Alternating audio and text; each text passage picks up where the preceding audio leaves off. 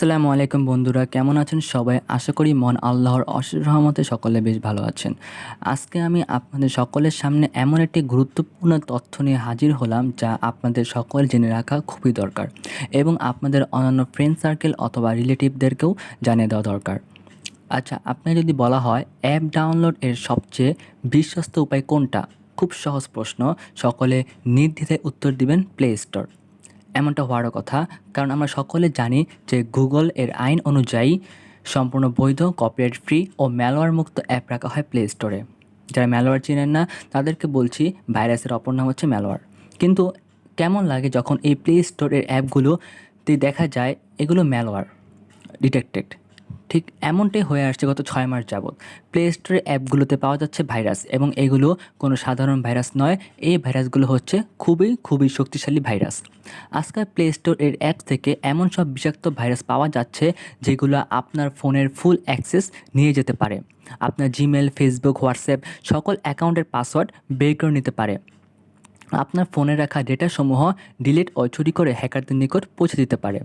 কিছু কিছু ভাইরাস এমনও হয় যে আপনার ফোনকে রুট পর্যন্ত করে দিতে পারে। তো যারা রুট সম্পর্কে জানেন তাদের বলছি, ফোন রুট করা মানে ফোনে অ্যান্ড্রয়েড সিস্টেমকে নষ্ট করে দেওয়া। ফোন রুট হয়ে গেলে আপনার ফোনের ওয়ারেন্টি বাতিল হয়ে যাবে, তখন সার্ভিস সেন্টারও ফোন ঠিক করে দেবে না। আর এই ভাইরাসযুক্ত অ্যাপসগুলো কোনো ছোট বা কিংবা প্লে স্টোরে লুকিয়ে থাকা কোনো সাধারণ অ্যাপ নয়। এদের মধ্যে কিছু অ্যাপস আছে যা খুবই ভাইরাল, আবার কিছু অ্যাপস আছে যা লোকেরা নিয়মিত ব্যবহার করে আসছে এবং কয়েকটি ভাইরাসযুক্ত অ্যাপস 3 মিলিয়ন এর বেশি ডাউনলোড হয়েছে। তবে এর মাঝেও একটি খুবই ভালো হচ্ছে যে গুগল কোম্পানি অনেক প্রচেষ্টার পর ফাইনালি এমন অনেকগুলো অ্যাপ প্লে স্টোর থেকে বের করে দিতে সক্ষম হয়েছে। কিন্তু এই কাজটা করতে গুগলের অনেক সময় লেগে গিয়েছে এবং অনেক ইউজার ভোগান্তিতে পড়ে গিয়েছে। তবে কিছু অ্যাপস আছে যা আমি আপনাদেরকে বলে দিচ্ছি, এই অ্যাপসগুলো ভুলেও আপনার ফোনে ইনস্টল করবেন না, আর আগে করে থাকলে এখনই আনইনস্টল করে ফেলুন। এই অ্যাপগুলোতে ম্যালওয়্যার থাকার সম্ভাবনা সবচেয়ে বেশি। তো প্রথমে যে অ্যাপসটি সেটি হচ্ছে ব্লক স্টার ভিডিও এডিটর। এই অ্যাপসটি যদি আপনি ডাউনলোড করে থাকেন তাহলে কি অবশ্যই আনইনস্টল করে দিবেন, আর কখনও কি ডাউনলোড করবেন না। দ্বিতীয় যে অ্যাপসটি সেটি হচ্ছে ক্রিয়েটিভ 3D লঞ্চার। এই অ্যাপসটিতেও ভাইরাস ধরা পড়েছে। তৃতীয় যে অ্যাপসটি রয়েছে সেটা হচ্ছে ওয়াও বিউটি ক্যামেরা। দেন আছে 4 নম্বরে গিফট ইমোজি কিবোর্ড, 5 নম্বরে রাজের কিবোর্ড অ্যান্ড থিম, 6 নম্বরে ফ্রি গ্লো ক্যামেরা 1.0.0, আর 7 নম্বরে কোকো ক্যামেরা V1.1। তো এই অ্যাপসগুলো কি ভাইরাস পাওয়া গেছে। এই 7টি সহ আরও অনেক অ্যাপস আছে যেগুলো থেকে ভাইরাস পাওয়া গেছে। এগুলো আপনার বা কারো ফোনে থাকলে জলদি আনইনস্টল করে ফেলুন।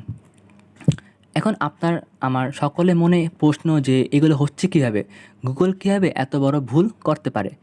এই ব্যাপারে আমি আমার কিছু ব্যক্তিগত মতামত শেয়ার করি, মানে আমার যেটা মনে হয় সেটা বলছি।